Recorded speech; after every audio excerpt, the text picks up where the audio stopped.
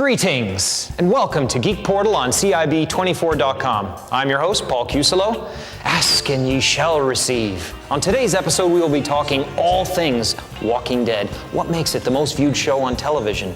The comics, where it all started, its ever-expanding empire. And if you've never heard of The Walking Dead, please post your address in the comment section and I'll promptly arrive at your door to hit you over the head with a rolled-up newspaper.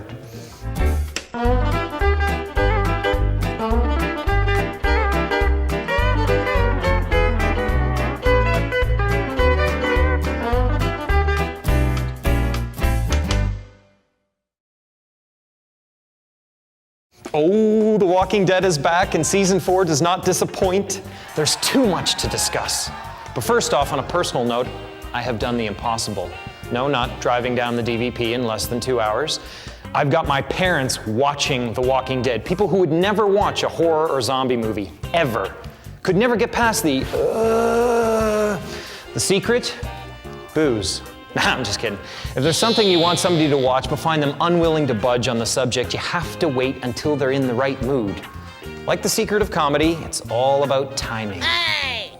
I find out they have now burned through the first 3 seasons in less than 2 weeks. I'm literally holding season 4 hostage from them for their own good, because I know they will not ride that white horse well during that long stretch from now until October. Here's the last of your crack. I'll see you in 6 months. For those without access to TV, internet, or have a severe lack of general awareness, I'll keep this convo about The Walking Dead as spoiler-free as possible. I'm very impressed that you're somehow watching this right now.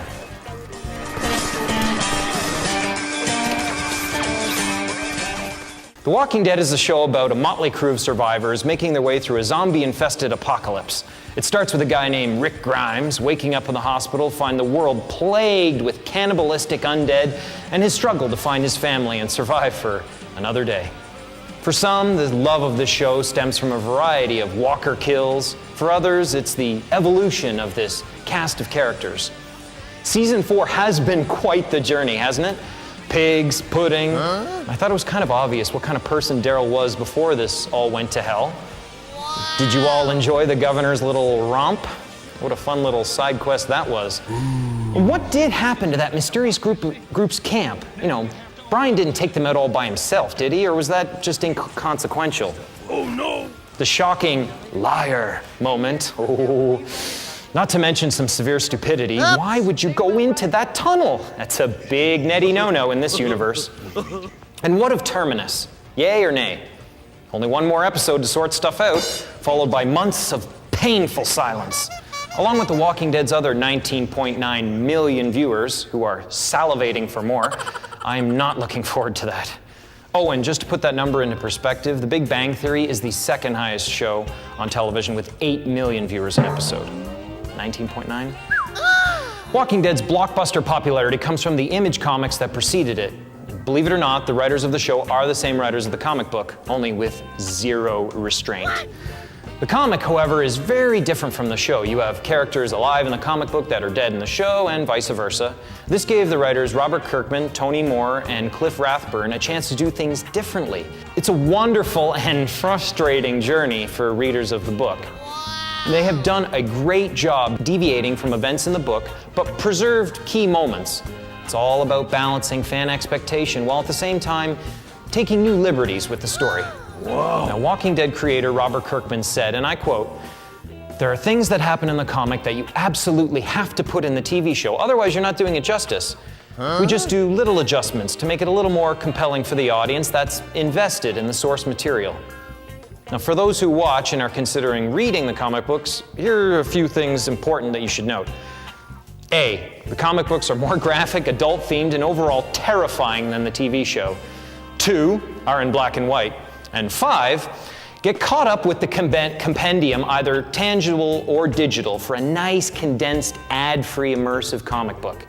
The paperback comic will set you back about $70. I know, seems steep, but that's for the first 48 issues. It's like this. For you bargain hunters, the digital version will run you only about $31. Now, as an old school comic junkie, I'm a huge fan of the digital comic books myself. Now, the only thing I get pissed about is when they don't set up the 2-page spreads properly. You know, when you open it and there's 2 pages that join together, they don't do that properly.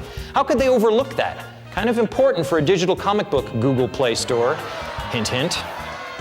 As with any fast, rising instance of pop culture, we are now seeing The Walking Dead merchandise spewing ever forth from the industrial machine. Now, having said that, I'm not sure if it's my fan bias, but it's all good. I bought my friend the official board game of the TV series, and truthfully, it's not bad. It's lots of fun, good character selection and skills.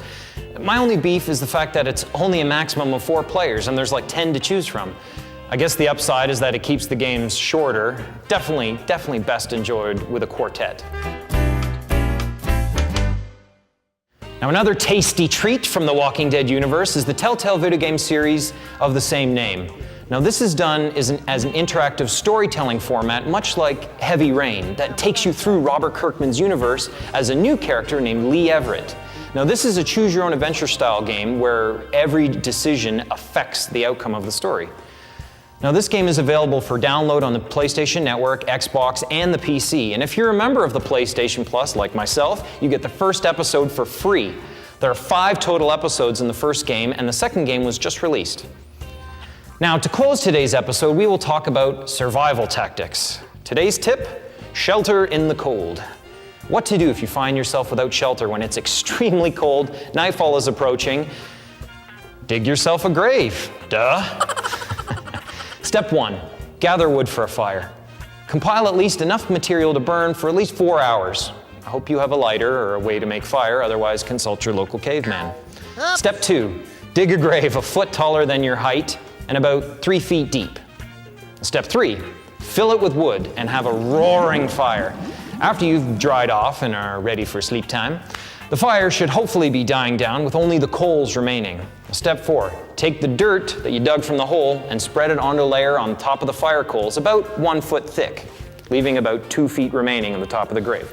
Step 5, lay in the hole on the dirt. The coals will keep the dirt dry and heated and should allow you to survive for the night. Cover yourself in dirt if extra protection is needed from the elements. Also, to remain hidden, a final layer of leaves is also a good idea too. Now, even absent the always impending zombie apocalypse, this survival tip could save your life if you find yourself stranded in the cold with no shelter. Next episode's tip: how to start a fire. Fail. That's it for today's episode of Geek Portal. Don't forget to like us on Facebook, follow us on Twitter, and check out CIB24.com for more cool videos. Thanks for watching, and I'll see you next week.